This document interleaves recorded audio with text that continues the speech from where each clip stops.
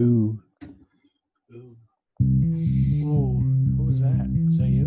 Ooh. I thought somebody came in here. You're listening to the BourdWood podcast with your hosts, Marshall Wood and Steve Bordeaux. Kick her off.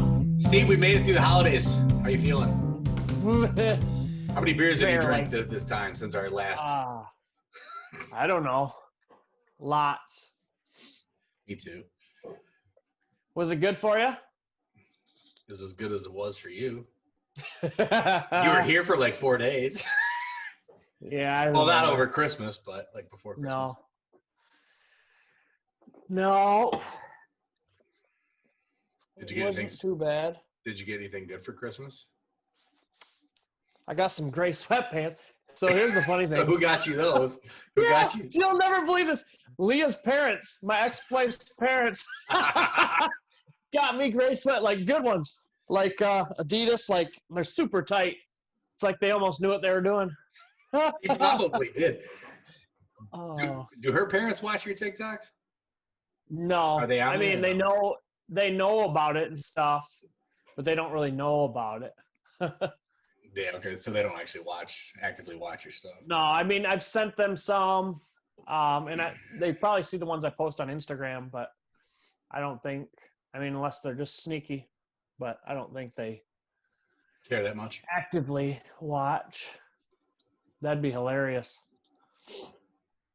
Gray sweatpants. Nice. That's a good gift. Yeah, it's going to up my game. It's going to up my game a little bit. I got those karaoke microphones. That was my best gift. Emmy picked those out for me too. Oh, those are nice. My daughters have those. Those are actually pretty nice. They're fun. You can actually shut the vocals off of the songs, of the music.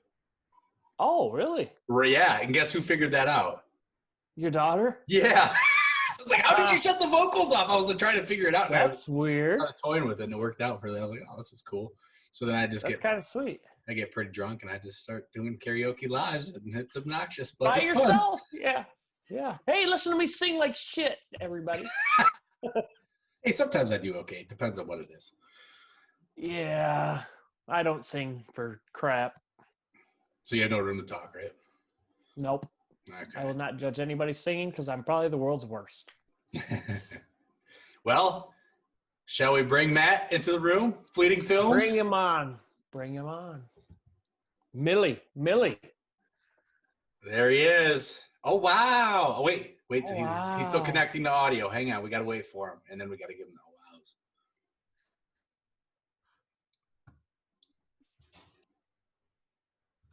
Oh, wow. Oh, wow. Oh, wow. What's up, brother? Not much. How's it going?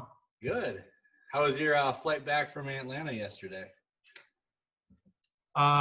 It was actually crazy because a lady got kicked off the plane. Oh, awesome. Like before the flight took off? Uh-huh. For what? Not wearing a mask? That was part of it. So they called her out because the mask was like slipping below her nose. But she was also, I actually felt bad for her. She was going off about how she'd been treated poorly. But she was saying how she was upset that in the Salt Lake airport, they don't permit you to smoke. And she said that was discrimination. Because she couldn't smoke. She was also a white lady, so it didn't make any sense. Oh my God. So what do you go to Atlanta for? So I live in Atlanta. What do you mean, why do you live here? Wait, so I'm confused. So where are you at right now?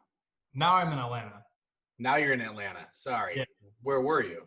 I was in Utah. Oh, I gotcha. What were you doing in Utah? I'm visiting family. So I lived in Utah for 8 years. And then in March, I accepted a new job with the company I was working with at the time. Moved out to Atlanta right when the pandemic started. So they had me working remote basically from the moment I got here. And then after doing that job here in Atlanta for like 4 months, I actually quit. And then was just making TikToks for like 5 months. So wait, you're not actually a dentist? No? Don't tell anybody. I have a lot of questions for all of that, but now I was complimenting you on a lot of the editing that you do that doesn't have anything to do with the retainer or the. Yeah, your videos must take forever to make. Yeah. Oh my gosh. Do you do something for work with that, or is that just your own hobby? Just kind of like what we got going on. Yeah, it's just a hobby. So no, I've never done anything. I've done a few like freelance projects that are paid video projects, but no, I'm not a professional videographer. I've just done it as a hobby forever. I would like to do more, but a lot of my projects are me just messing around, and they're very experimental, so it's probably hard for people to take me seriously. Dude, I think I started watching through your videos today, and I'm like, holy crap, these videos must take so long. That's the first thing I think, because mine take like 10 seconds, I'm done, I quit. Yours are like, I'm just thinking about hours put into it. It's insane. Just putting the teeth in the fruit. Yeah, it does. It takes a while. So wow, the retainer thing. You have a video, and I'll probably be able to mess with YouTube a little bit. I'll probably try to upload that video into the podcast so people can see what we're talking about. But did you really leave your retainer in and not know that, or was that like a scripted thing? I cannot disclose that. It was a scripted thing. So at the time when I made that original retainer video, it's called Man Leaves Retainer in for 5 years. It's on my YouTube channel. I've been making Vines, and I'm pretty sure Vine was still out at that time because that was either end of 2015 or like mid 2016 that I filmed that. And I'd been making a ton of Vine videos. I think I got like 6 million views on Vine, which I thought at the time was a lot. But then I looked at the bigger creators, and really that's not very much at all. So I was thinking like, I got to do something crazy because I'm spending so much time on these videos with like green screens and editing, and they're not getting very many views. And I want to grow as a creator. I want to be able to monetize videos so that maybe one day I can get out of my finance career and just focus on videography, either on YouTube or Vine or whatever else comes forward. And then there was that video that went viral of the lady who put on the Chewbacca mask in her car and she started laughing. Have you guys seen that? I remember that. Yep. Oh yeah. Uh-huh. So, I mean, that video didn't take her a lot of effort. In fact, I think it was a live stream. There was no editing. She was just live streaming, I think, on Facebook, and it went immediately viral. And I was like upset. I wasn't. Hold on. I'm not doing this right. I'm making all these stupid videos, putting in hours of editing. Mm-hmm. This lady does this video in like 60 seconds. And so I don't know how I thought of the retainer video, but I know that's what it stemmed from. I think I just saw my retainer, and it really looks like that. It's really gross. I've had that retainer for way too long. And I was like, this retainer looks like it's been in someone's mouth for years. I was like, what if I made a video where I was like, I've never taken this retainer out. So but we filmed that video, and then I like had it posted it was a live stream on Facebook. Nothing really happened with it on Facebook. I got some views. And then like a year later, I uploaded it to YouTube. And then like 6 months after that, it just randomly started going viral or picking up on YouTube and ending up on people's like recommended videos on YouTube. So yeah, that's how that was born. I haven't checked out your YouTube channel yet. I need to though. How many subscribers do you have on there? 12,000 now. Oh, that's good. So you're probably monetized, right? I am monetized. It's not a lot. I did initially when I was monetized, and that retainer video was taking off. It was drawing traffic to all my other videos, which was really awesome. Mm-hmm. And I anticipated that within like a couple of years, I would have over 100,000 followers on YouTube. But something happened. Someone that was on my YouTube channel commented on the retainer video and was like, hey, if you want to keep growing your channel, you need to interact with your subscribers more. I was like, oh, yeah, that's a good point. Like, people probably don't know I have other videos. So I started going on other videos on my page and videos on other people's pages and saying, like, check out my video and posting, like, links to my videos. I did that a bunch. And that's spamming. So YouTube shut me down. Oh, they shut you down to do that on your own comment section? I was doing it on other videos, too. So, so yeah, YouTube shut me down. And at that time, YouTube had like no customer service. So I wrote them letters. I even like FedExed them a letter because I had made a few $1,000s on that retainer video, and it was just like starting to take off. It was increasing exponentially. And so, you know, that showed me there was a lot of potential for my channel with doing other content as well. So I was super bummed when they shut it down. But it was like a year later, I don't remember who I was even talking to. It might have been someone in Utah in the film community, but they were like, YouTube got in trouble for something a few years ago. I don't remember what it was, but people were angry at YouTube, and they said, if you have an issue with YouTube and you need to get it resolved, now's the time to do it. So it was like a year later, I'd already given up on my YouTube channel, thought I was never going to get it back. I sent one more email and like immediately got my channel back. Oh, sweet. Which was awesome, but the momentum from that retainer video was dead. So, Oh, absolutely.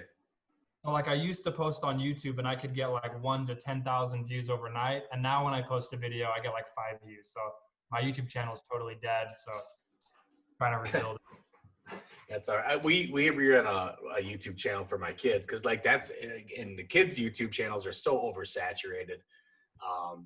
You know what I'm talking about? Like everybody trying to be like a Ryan's World or Play Time with Ryan or whatever. You know, my kids we did something different where we scripted things out with the haunted masked man, and I pretty much my wife and I wrote the scripts out pretty much, and we wrote like a little storyline, and it ended up kind of turning dark. So it ended up being this goofy masked man that haunted the house, and it turned into like this dark thing where there was an evil twin brother and how the mom neglected them, and then they died because they were jealous of the younger sister. Like we came up with all this stuff, and then eventually we just lost steam because the only way that we were getting any followers on YouTube was to go on Twitter or go wherever else and basically follow for follow. Yeah. And which is like why I've always been such an advocate for no follow for follow. When I joined TikTok, that's not what I was about. And right now I've definitely added more followers as I've moved on because I'm trying to build my community. I'm starting to see the people that interact with me more often, and I want to make sure that I'm adding them because they're supporting me, and I want to try to support them. But, you know, once you start following 1,000 people or even 600 people or whatever it may be, it's almost impossible to keep up with everybody. And you want authenticity when you follow. When you get a follow from somebody, you want them to really like your stuff and go after it.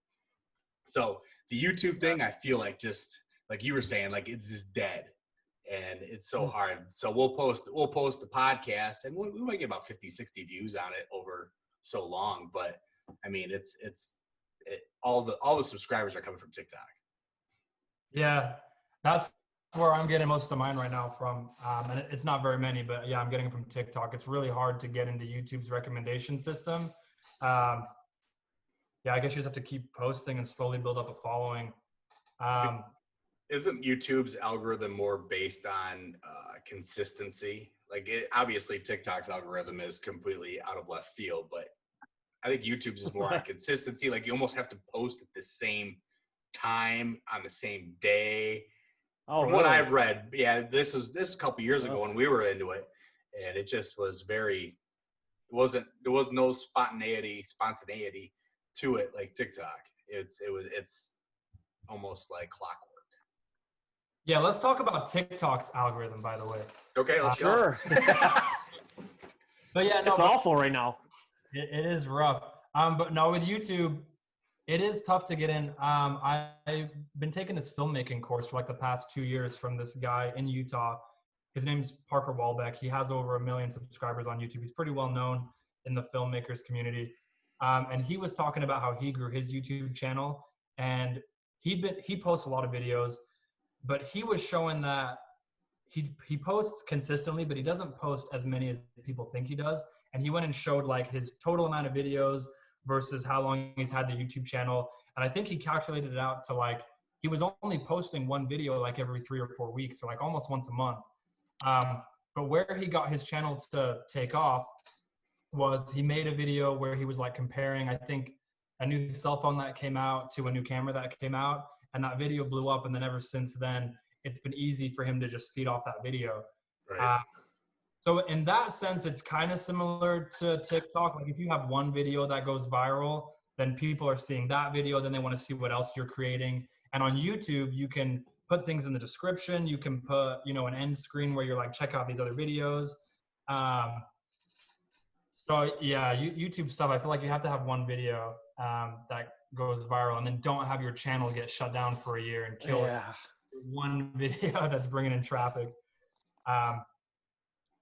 Yeah, YouTube's or TikTok's algorithm is another story. I would love to like sit down with some of the engineers or the people who know way more than I do, and hear in like basic terms how they structure the algorithm and how they always change it too. Like they do something. Obviously, there's something out there where they change it. I'm gonna try turning this light. Yeah. So even recently, I feel like pretty consistently, like since I've been on TikTok since it was called Musical.ly like 5 years ago, but I've really been on it since I quit my job in July, like putting a lot of time into it. So in the past 5 months that I've really been spending a lot of time on TikTok, I've seen a lot of videos where people are talking about the algorithm, how they're upset with how it works or how they don't think it's fair. But particularly like this last week, I've seen a ton of videos from big creators, people that have over 1 million followers saying everybody's views are down. And I was like, are they? So I went and looked at some of the creators that I follow that have over 100,000 or over 1 million followers. And I'm like, yeah, it kind of looks like everybody's views are down in terms of they're posting similar content that they usually post or they have been posting for the past month or two, and their views are down. But then I look at some profiles and their views aren't down at all. So I don't know. I have a few theories, but what do you guys think about it? Mine are way down. I was consistently getting 10,000 views was like a bad video. Now I can that's a good video now. Oh yeah. So if you have that K after that number, you're happy. Yeah, I mean, I don't try to make sense of it because then I'll just get mad. So I just keep posting and keep whatever. But it's definitely in the following, because I used to gain 500 to 2,000 followers a day, and now it's like I actually had a couple days where I lost followers. See, so I had that happen a couple weeks ago. Well, maybe about a month ago. I was saying I was texting you that, Steve. And then recently, I've been up. I've been getting a couple days ago. It's been like 1,200 followers a day, and now it's at like 700 a day right now. But that's coming off that 1 million view video that I had. Right. The first one that I've ever freaking had. Which one was that again? That was me smacking my ass in that Speedo. Yeah. The video response out in the cold. That's funny. You know what's No, funny? I had 2 videos back to back almost reached 2 million the same time as Marshall hit 1 million, and I gained like 4,000 followers, and then it all went back to I'm back to 100 to 200 a day. So I don't know. I honestly don't know what it has to do with. And I mean, you could put it over the holidays, but that doesn't make sense because Steve's not getting anything, but I am. But I also have that one video that's still dragging out. Yeah. So I don't know if that's probably, that's getting my face out there a little bit more. But what is the theory? What is your theory? Yeah, what's your theory? I want to hear your theory. So I have like a love-hate relationship with the algorithm, and I know a lot of people complain about it, and I try not to, because I feel like the way the algorithm works is it makes it so that pretty much anybody has at least the opportunity to get like tons of views on a video that you wouldn't normally have on any other platform. So I have to be grateful for that. Like even that retainer video, yes, it kind of went viral on YouTube, but it got 17 million views on TikTok. That wouldn't have happened if it didn't work the way that it worked. So I can't complain about that. Literally had this retainer in for 5-6 years, since 2010, and he's telling me that you could take these out. Dude, everyone knows you can take out your retainer. I'm scared my teeth will come out with it. Do you want me to show you? I'll show you. No, you can't take a retainer out. Yeah, you can. Watch. It's permanent. There's glue in there. Everyone knows they come out. If you pull my teeth out, I swear to God. Oh my God. It comes out. You just gotta pull on it. Ah, it's like glued in there. No. Oh my God. Ew.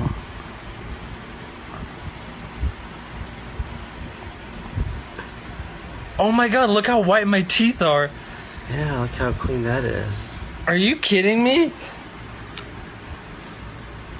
You could take a retainer out? Everyone knows your retainer comes out. As far as my theory on how the algorithm works, I've read in TikTok's like terms and conditions or their support center, they talk about how watch time is crucial. I'm trying to think how they word it, but it's something along the lines of like I don't think they say it's the most important metric, but they hint multiple times that it's the most important metric. And then I remember reading that, and then at the same time as that, I saw one of the TikTok tip videos or like TikTok creator videos came across my For You page, and it was talking about how watch time is really important. And I just saw another one again recently where they said the same thing. So I think they're trying to make people aware that the most important metric is getting people to watch the video to the end. I'm sure you guys know that if you go into analytics and you look on any one of your videos, it shows you the average watch time. But my other theory that I have, so like that makes sense to me. You know, you think you got all these people logging into the app every day and you want to keep as much of their attention as possible. So you could show them the videos of the people that they're following, right? Because you figure they followed them, so that's the videos they want to see. Or you could think, well, the people that they're following aren't necessarily making the most engaging content today. So who is making the most engaging content on the app? Because we want as many eyes glued to the screen of this app for as long as possible, because that's how TikTok makes the most money, right? So my theory is that TikTok doesn't really care to show people the videos of the people that they're following. They'd rather just look at the best videos on the app and put that in front of people. And then my other theory is that TikTok has some kind of rule or logic in there that after like 24 hours, and then maybe again after 48 hours, then again after like a week, and maybe even again after a month, I feel like there's these checkpoints where they start shutting a video down. Right. I was asking someone, like, if a video of mine is good enough for 1 million people or 5 million people or 10 million people, why is it not good enough for 200 people or 200 million people? Or why not keep that video in circulation if it was performing well? And my theory is that TikTok doesn't only want to maximize engagement from the viewers, but they want to get out of the creators too. So if they start shutting videos down after certain time periods, then it forces us creators to basically have to start over every day and put out another great video. And it's like every video that we're putting out has to be basically the best, not the best video on the app, but one of the best videos on the app. So you're competing with all the verified creators. You're competing with people like Will Smith, Jason Derulo, Lizzo, who are getting millions of views every day. You know, you want your video to show up on someone's For You page before people like Jason Derulo and Lizzo. Like, that's crazy. So I wish that TikTok would, like, for the most part, I get the logic and I get how it works, and I'm grateful for the opportunity that TikTok gives people, but I wish they would maybe let videos stay out there longer and not force us creators to like put out so many videos over and over again. Well, that's what's funny is like some of my best performing videos are literally videos I almost didn't post because I thought they were stupid. Like, I thought they were so dumb. I'm like, I'm not even gonna post this. Then I post it, and my first one I ever had hit 1 million was one I seriously almost deleted. So I don't know. You just never know. I have no It could judgment. be anything. And then the ones that you think that are going to be the best go the worst. Almost every time. Yeah. Anytime me and Marshall get together, we think we're lighting the world on fire, and we tank every time. We're only funny to us, I guess. Except our cawing video, that one did well. Yeah, that did all right. Yeah, I think it didn't even hit 500,000, but either way, it was still good.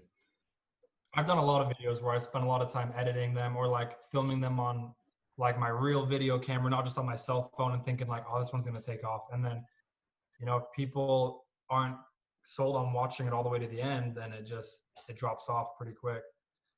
One of my buddies years ago when I was on Vine, they were like, watch, like, one of these days you will go viral and it's going to be for one of your stupidest videos.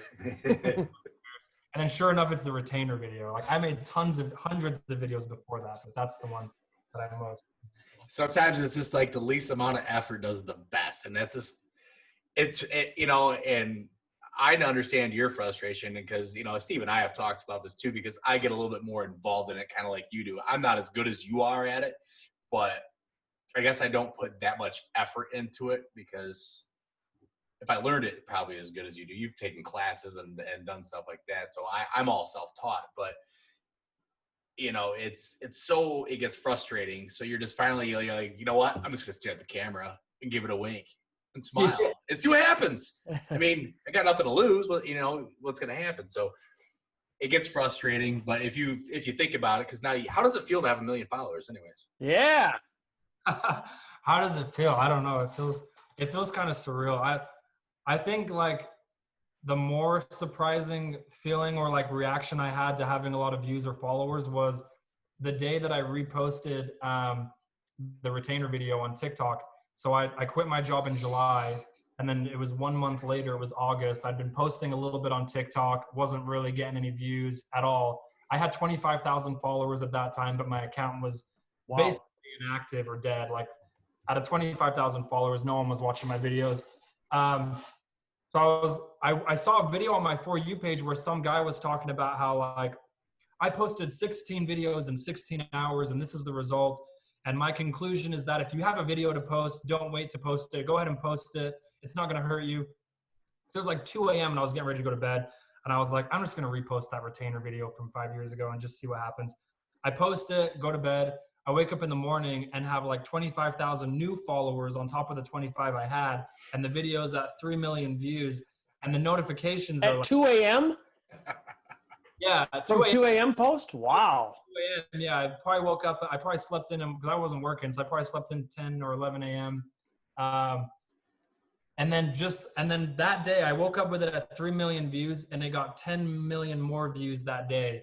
And that was like something I haven't experienced before. I remember when that happened because I was already following you. I think maybe you followed me first, but we were already following each other.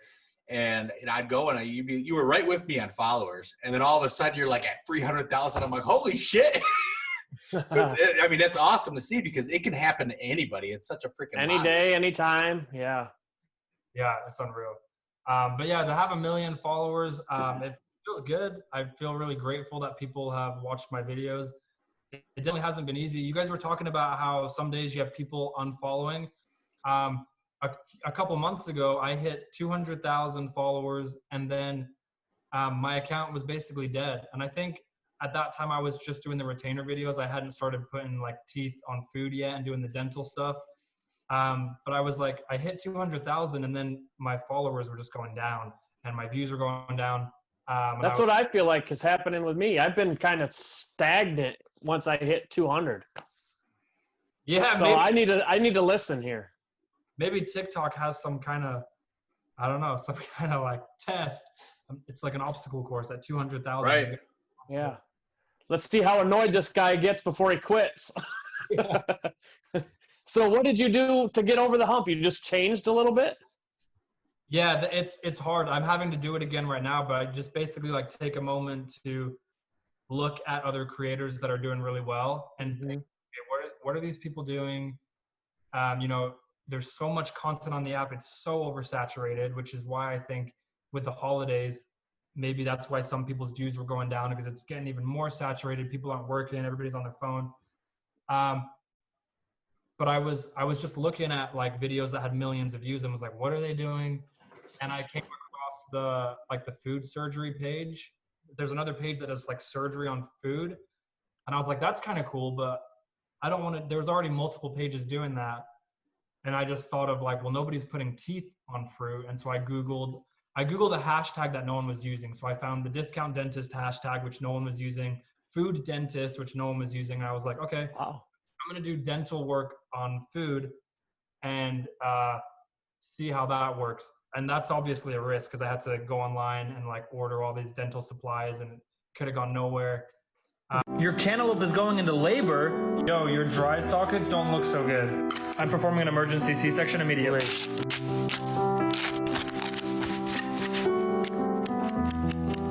This will numb you, but you gotta stay awake.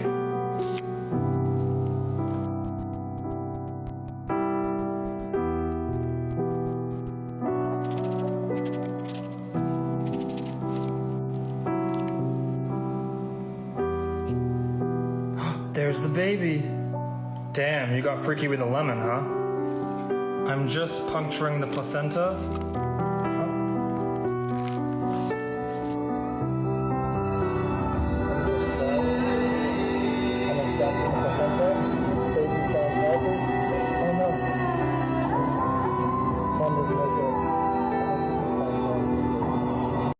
So I guess to answer the question, it's just like, look at what other people are doing. And I know it seems like everything has already been done, but I think there's truly like something that everybody can do that's unique for them. Like everybody has a unique contribution on this app. And so you just got to get in touch with, what can I do that no one else is doing that's really different, that'll catch people's attention when it comes on their For You page and make them watch it to the end. Like doing all the trends at a Speedo. Well, kind of. So I do that, and I kind of noticed because my content is more of like just me personally. My content is just me, everyday me, and so I notice other people who do that basically do the same shit every day. It's like a consistent, same, boring stuff, which I cannot do. Like for me, I can't do the same stuff every day, but I think I might just do so much different crap that I have no niche or however you want to say it. And so sometimes it gets all boggled up and confused. I'm just thinking sometimes you got to stick, like you have a pretty good specific niche and you just kind of, it's where you're at. And which I think is probably my struggle. Yeah, you actually bring up a really good point. And I would say that I'm going to call out another creator in a positive way. His username is Dental Digest. Have you guys seen his videos? I have not. He does the disclosing tablets. So he like eats one of those like dental disclosing tablets. He chews it, it makes his teeth turn like purple, and then he brushes his teeth and cleans it off to see how well the toothbrush works. You guys haven't seen those? No. We're not in the dental corner of TikTok. So TikTok's so big, I'm telling you, it's crazy. Well, so I was following him, and he had like 100,000 or 200,000 followers when I had like 300,000 or 400,000, and he posted the same thing consistently, and then one day he posted one of those videos, and it got like 20 million views. Now he posts one of those like almost every day, and they get millions of views every time. And he went from like 200,000 followers to I think he's over 3 million, maybe almost at 4 million. It's been like a matter of weeks, like maybe a month. And when I saw that, I was only at like 300,000 followers. And so I was thinking, damn, like he went from lower than I was super fast. So it can be done. So I think if I didn't see that, I'd be at 1 million followers right now, because when I saw that, it like made me really start looking harder at my videos. And I need to do it again because right now my channel's not doing great. This is what I was gonna say. So there are creators like you were saying that I feel like they can just get on TikTok and they do the same thing they've been doing for a long time, and they get really great performance results from that.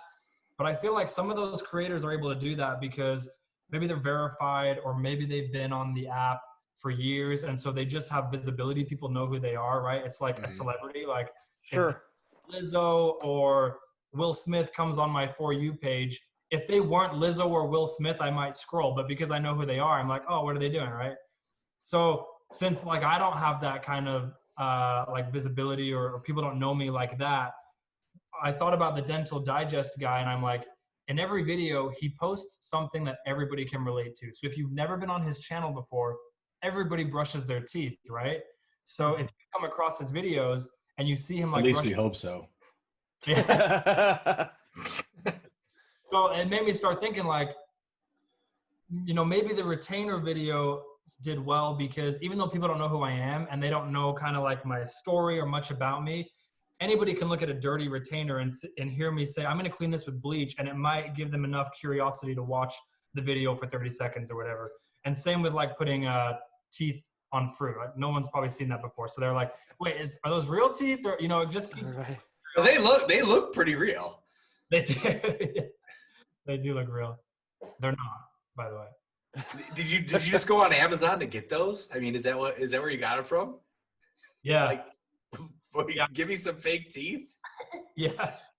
And I think people use them like for special effects makeup, like around Halloween. Yeah, I guess that makes sense. Dang, dude. I thought about that because I've seen some creators that they like they kind of have a good niche or whatever, or like a good story, and they have their followers that watch that because they want to see where it goes. But if that story or that progression like isn't familiar or relatable to people who don't know them, then I think it makes people just scroll past. So I'm still figuring that out. I don't know how to engage people like in that first 2 seconds or whatever while they're scrolling. That's actually kind of what I was having this conversation with my wife the other night, and it might have been yesterday. I don't know. It was one of those days, probably 2 days ago. But either way, the videos I posted had nothing to do with a Speedo, and I'm like, okay, I'm in this corner now, which is fine. I don't care. I've pretty much got comfortable walking around in a Speedo at this point, but. So I do nothing with the Speedo, and they're like at 400 views after like 6 hours. And it's like, what the hell is that? So then I was like, all right, I'm going to try something and see if it works. So I do something with being a Speedo. Did a little bit better, but not much. So my theory on trying to look at my videos on what's going on and where I'm at, that didn't work. But people are starting to recognize me about that. I even got a pair in the mail today. So like you mean someone sent it to you? Yeah, so I started putting them on my wish list because people were requesting me to wear specific Speedos. And I was like, I'll wear whatever the hell you want me to. I don't care. And these ones are actually pretty freaking cool. Actually, where are they? Oh, they're right here. Check these out. Oh, wow. Oh, wow. Chains, baby. Oh man. That's a great way to engage with people too, is, have them send you something and then show that in a video.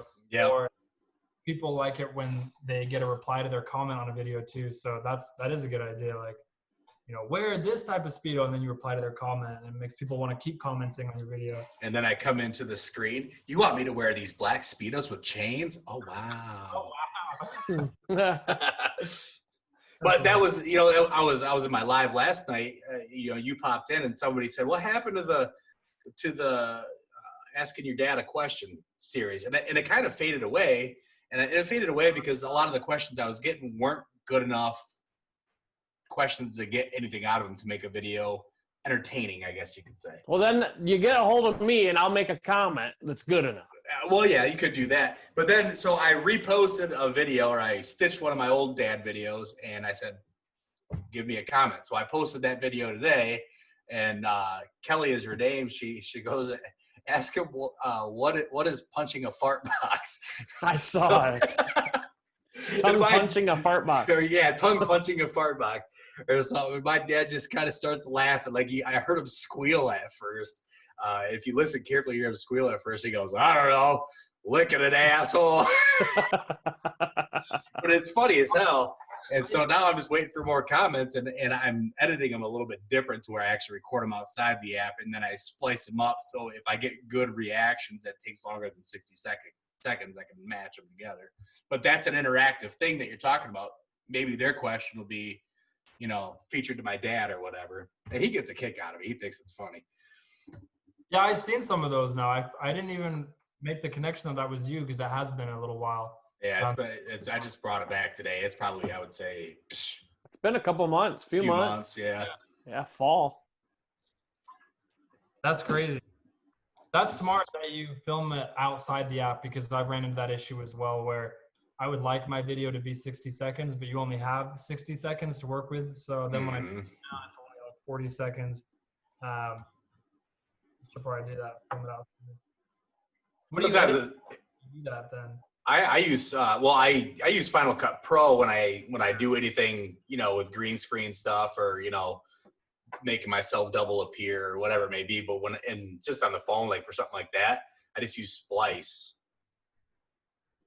Okay. And I think it cost me like $4 or $5 for the year or something like that. I can't remember how much I paid for it, but it's full. But it works really good because you have an iPhone, so yeah. So the Oh Wow was not originally made by you. It was kind of like a high school thing with your buddy. It was it was only a few years ago. It was a few years ago. I don't remember if we were at dinner or what, but we were just talking, and somebody said "Oh wow," and somebody else said "Oh wow," and we just like "Oh wow," and it just started. And I remember that was 2 or 3 years ago. I even said to my friend, like, "Oh, I should get back on TikTok and post that, because I bet people will get a kick out of that."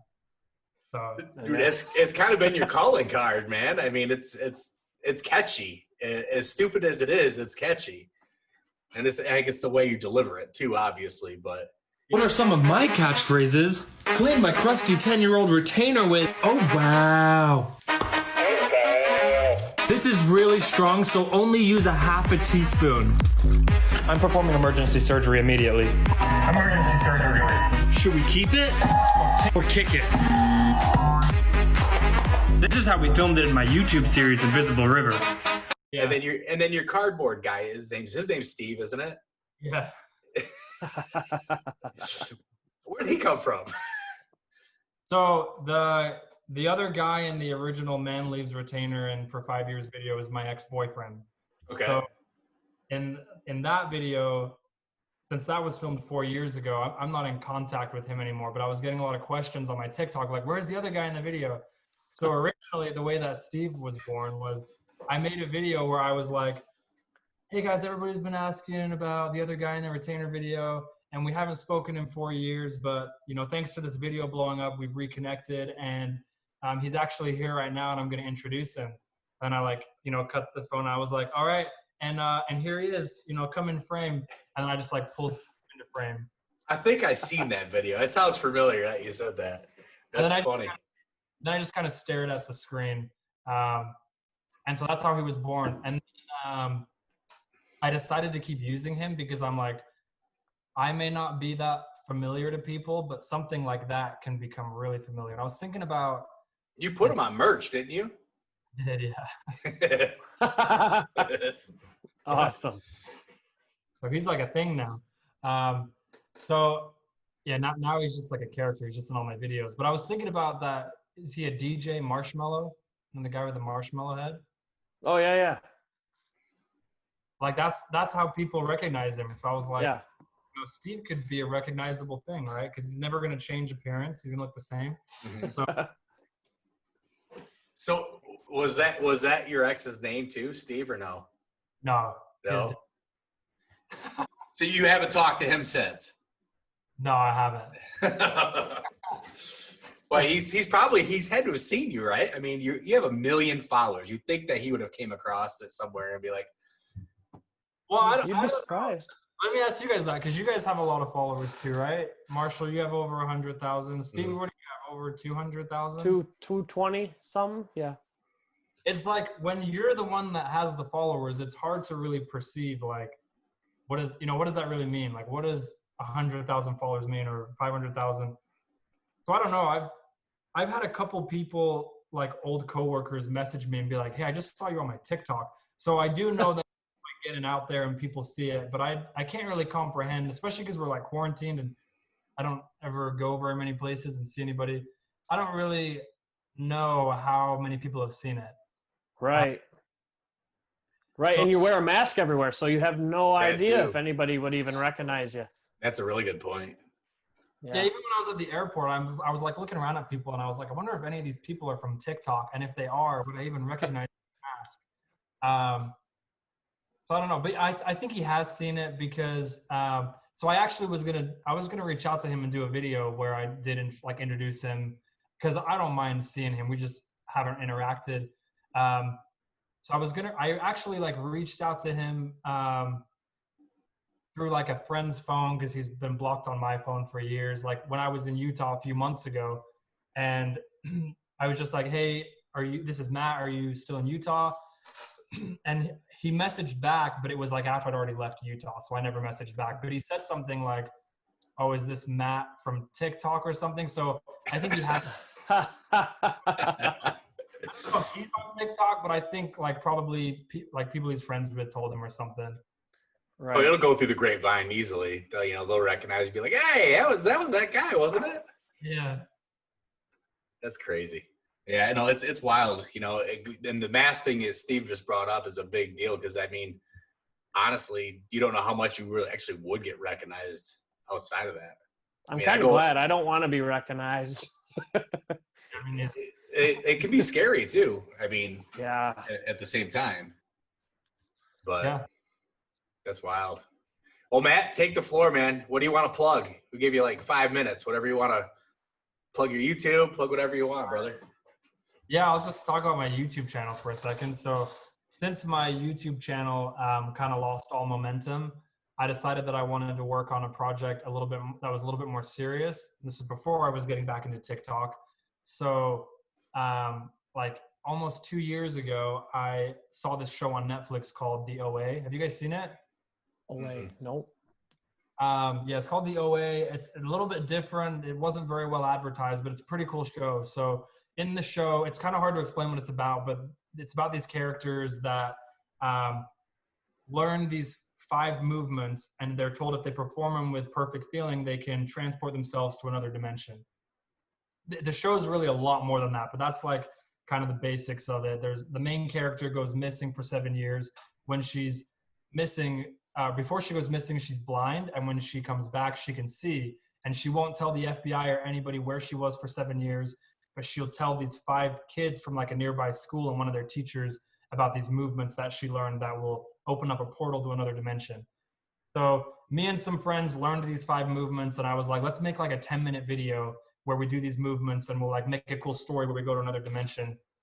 And as we started working on the project and filming it, it just kept growing, and it's turned into like a 3-hour mini series, which I never anticipated. It's grown over the years. So the name of it is Invisible River. It's going to be 8 chapters. The first 3 chapters are on my YouTube channel right now, and I'm working on the last 5.